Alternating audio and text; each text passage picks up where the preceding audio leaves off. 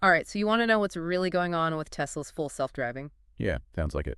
We've got analyst notes, meeting summaries, the whole shebang. Let's take a deep dive into what's got everyone so hyped up about FSD. I'm excited to break it down. Tesla's doing things a bit differently than the rest. Oh, how so? They're not just focused on one piece of the puzzle. They see the whole FSD system, the hardware, the software, everything, working together as one. So it's not like just about having the best sensors or the fastest processors. Right. It's more like, think of a world-class orchestra. Every instrument's playing perfectly, but they're also anticipating each other, moving in harmony. That's the kind of integration Tesla's going for. Gotcha. So it's about making sure all those parts work together perfectly. So where do the algorithms come in? They're the brains behind the operation, right? Exactly. Think of them as the conductor of that orchestra. They take all the data from the sensors and decide what the car should do next. Okay, so walk me through how Tesla's algorithms are different. Well, one thing that really stands out is their Hydronet's architecture for perception. Basically, it combines multiple visual recognition tasks into a single network. So it's like the car can spot a stop sign, a pedestrian, and a lane change all at the same time. Yeah, exactly. It's constantly analyzing the car's surroundings to figure out what's happening. And then they've got this BEV plus transformer technology.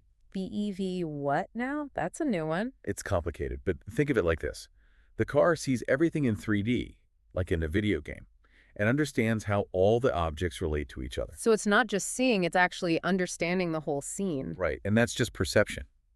They're also using some pretty advanced techniques for planning, like neural network-based modules and something called Monte Carlo tree search. It helps the car make smart decisions. So like figuring out how to navigate a tricky intersection or predicting what other drivers might do. Precisely. And the amazing part is that they're doing all this with relatively low-cost hardware, thanks to those efficient algorithms. That's impressive. But I imagine all those algorithms need some serious computing power to run. Oh, absolutely.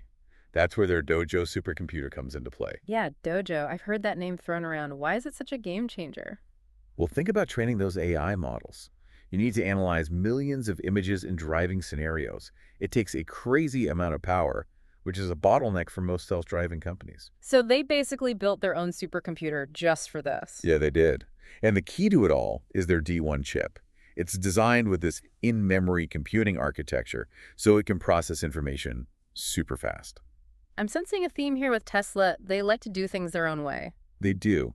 So we've talked about the algorithms and the computing power behind them, but what about the chips in the actual cars? You know, the ones out on the road right now? Yeah, good point. Fill me in. Well, their earlier hardware, like HW 1.0 and 2.0, used chips from other companies like Mobileye and NVIDIA. Yeah. But in 2019, they switched things up with HW 3.0. That was a big move. They basically went all in on building their own chips. Exactly. And from what we're seeing, they're already working on the next generation, the AI5 chip, expected to be in production late 2025. Wow, that's fast. But why even bother with designing their own chips? Why not just buy the best ones out there? Well, when you design your own, you have more control over everything. You can optimize them perfectly for your software and make changes quickly. It's a big advantage. Got it. So it's like they're not just buying ingredients, they're growing their own, so to speak. That's a good analogy. But even with the best chips and algorithms, there's one more crucial piece: data. Tons of it. Ah, yes, the data. Everyone's talking about data these days. What's so special about Tesla's approach? Well, they built this automated data loop. It's constantly collecting real-world driving data from their fleet and using it to improve the algorithms. So it's like having millions of driving instructors out there teaching the AI how to drive. Yeah, kinda. And it's all automated. They've got 3 key parts to this loop: auto-labeling, simulation, and a data engine. Okay, break those down for me. Auto-labeling is all about, well, labeling the data. Before, they needed humans to manually tag everything in images and videos, cars, pedestrians, traffic lights, everything. It took forever. Sounds tedious. It was. So they created this system that uses machine learning to label the data way faster. Saves a ton of time. So they've automated the boring stuff. I like it. Then there's simulation. They could recreate all sorts of driving situations in a virtual environment, test the algorithms in a safe space. So it's like a video game for self-driving cars. Exactly. They can simulate weather, traffic, anything they can think of. And it's all about collecting more data to improve the AI. Smart. Train the AI in a virtual world before letting it loose in the real one. What's the data engine do? Ah, that's the filter. It sorts through all that data from the real world and the simulations and picks out the most important bits, the stuff the AI needs to learn from the most. So it's about having the right data, not just a lot of data. Right. The engine finds the tricky situations, the edge cases where the AI might struggle, and feeds that back into the training process. It's a constant loop of learning and improvement. So the AI is always being challenged, pushed to get better. Exactly. And Tesla's got a huge advantage here because of their massive fleet. They're gathering real-world data at a scale no one else can match. Okay, so we've got the algorithms, the chips, and the data. It's a pretty impressive setup. But where does it all lead? What's the big goal? Well, the goal is full autonomy, cars that can drive themselves safely and reliably anywhere, anytime. And we know FSD Beta V12, which came out last December, was a big step in that direction. They're calling it the first end-to-end AI driving system. It is. It's a single neural network that handles everything, from raw sensor data to making driving decisions all in one go. It's like replacing a whole team of specialists with one incredibly skilled driver. It is. It's still early days, but it shows that Tesla's vision of full autonomy might not be that far off after all. And things are moving fast. We've got FSD V13 coming soon, and they're talking about expanding into China and Europe by early 2025. It's a really exciting time to be following this tech, but we also need to be realistic.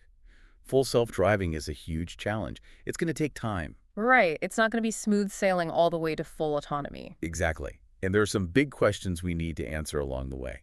Ethical questions, societal questions. Okay, so let's shift gears and tackle those bigger questions when we come back after the break. Sounds good. We'll dive into the potential risks and challenges of this revolutionary tech. Stay with us. It's about to get even more interesting. We'll be right back. Welcome back. So, you want to understand where Tesla's full self-driving is headed? We've just scratched the surface of their technology. Now let's zoom out and look at the bigger picture. Yeah. Let's talk about the future. Will we all be riding around in Robotaxis soon? Is that the end game here? It's definitely a possibility. Tesla's in a strong position with their tech, their vision, the data they're collecting. But it's not a done deal. There are other players in the game, and the regulations are still evolving. Right. It's not just a tech race. It's also a regulatory marathon. But let's say, for a moment, that Tesla pulls it off. What could a world with full self-driving actually look like? How would it change things for us? It's pretty mind-blowing to think about. Imagine your daily commute becomes time to relax, get some work done, even catch up on sleep. Roads could become much safer with human error out of the equation, and people who can't drive today, maybe because of age or disability, suddenly have a whole new level of freedom.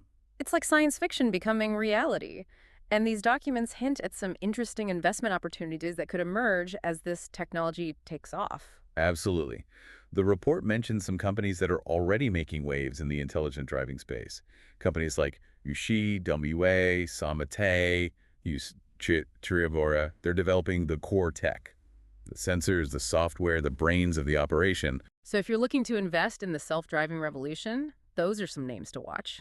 Definitely.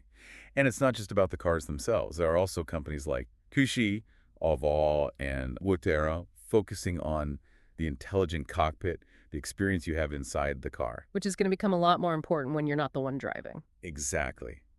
Imagine incredible sound systems, seats that adjust perfectly to your body, interactive displays for entertainment and information. It changes the whole experience. Makes your car feel like a personalized lounge on wheels. I'm into that. But let's get back to Tesla's FSD for a minute. We talked about V12 being a big step toward end-to-end AI. Can you unpack that a bit more? I'm still not quite grasping what makes it so different. Sure. Think about how we learn a new skill. We usually break it down into smaller steps, practice each one until we get it right. Traditional self-driving systems work in a similar way. They have different modules for different tasks. Object detection, route planning, controlling the car. Okay, so it's like a team of specialists, each one focusing on their own area. Right. But just like with learning a skill, that approach can be inefficient. There's a lot of back and forth between the modules, and it's harder to get them all working perfectly together. I can see how that could be a bottleneck. So what's Tesla's solution? Their end-to-end approach is like teaching someone to drive by having them experience the whole process at once. It's one neural network that learns everything, from the raw sensor data to actually making driving decisions. So it's less about teaching individual skills and more about developing a kind of overall intuition for driving, like how humans do it. Exactly. And that approach has the potential to be much more efficient, adaptable, and ultimately more human-like in how it drives. That's fascinating. And this document suggests that FSD V12 is really the first system to pull off this end-to-end capability. It is, and that's why it's making such a big impact. It's a glimpse into the future of driving, a future that might be closer than we think. Especially with FSD V13 right around the corner and expansion into China and Europe on the horizon, things are moving fast. They are. But it's important to remember that full self-driving is still a huge challenge. There are going to be bumps in the road, technical hurdles, regulatory obstacles. Right, it's not all going to be smooth sailing. Exactly. And beyond the technical challenges, there are some ethical and societal questions that we need to consider as this technology evolves. Some tough questions that we as a society need to figure out. Okay, so let's shift gears and dive into those tougher questions now. Let's do it. We'll explore some of the potential risks and challenges that come with this revolutionary technology. Stay with us. It's about to get even more interesting. Okay, so we're back, and it's time to tackle the tougher questions about Tesla's full self-driving. We've talked a lot about the potential, but what about the downsides? What should we be thinking about, the things that could go wrong? Well, I think the biggest thing to remember is that no technology is perfect. Even with the most advanced algorithms and sensors, there's always a chance for things to go wrong. You're talking about safety, right? That's got to be the biggest concern with self-driving cars. Absolutely. Software can have glitches, sensors can malfunction, and there will always be those unexpected situations on the road that even the best AI might not be able to handle perfectly. And when you're talking about machines making decisions that could literally mean life or death, the stakes are incredibly high. Exactly. It's a huge responsibility and one that we need to take very seriously. That's why thorough testing and really strong safety protocols are going to be essential as this technology rolls out. So it's not just about building cool technology, it's about making sure it's safe for everyone on the road. Right. And then beyond just the technical side of safety, there are also some really tricky ethical questions that we need to start thinking about. Like what? What kind of ethical challenges does self-driving tech bring up? Well, think about it this way. Imagine a self-driving car is in a situation where an accident is unavoidable. How does the car decide who to protect? Does it swerve to avoid a pedestrian even if that puts the passengers at risk? Or does it protect the people inside the car even if it means harming someone else? Wow, those are some really tough questions. It's like we're trying to program morality into machines. How do you even begin to approach something like that? It's not easy, that's for sure. There are no simple answers. These are big philosophical questions that we as a society need to grapple with as this technology becomes more common. It seems like we need to have some serious conversations about our values, about what's important to us, and how we translate that into the rules that govern these AI drivers. Exactly. And it's not a conversation that should just happen among engineers and tech companies. It needs to include ethicists, policymakers, and the public, everyone who's going to be affected by this technology. So it's a bigger conversation than just the technology itself. It's about how this technology fits into our society, our values, our way of life. Right. And while we're talking about how this technology fits into society, we also can't forget about the economic side of things. You're talking about jobs, right? What happens to all the people who make a living from driving? Exactly. What happens to truck drivers, taxi drivers, delivery drivers, when self-driving vehicles become the norm?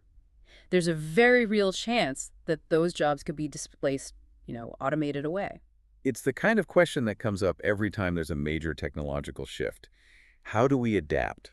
How do we make sure people aren't left behind? Right. It's something we need to be thinking about and planning for. We need to be investing in retraining programs, creating new job opportunities, and figuring out how to support the workers who might be most affected by this transition. So it's not just about celebrating the cool new technology. It's about making sure that we're prepared for the ripple effects that it's going to create. Exactly. Technological advancements always come with both opportunities and challenges, and we need to be mindful of both. I think that's a really important point to end on. We've covered a lot of ground in this deep dive. We've gone deep into the technology behind Tesla's full self-driving, explored what the future might hold, and grappled with some really tough questions about the ethical and societal implications. It's been quite a journey.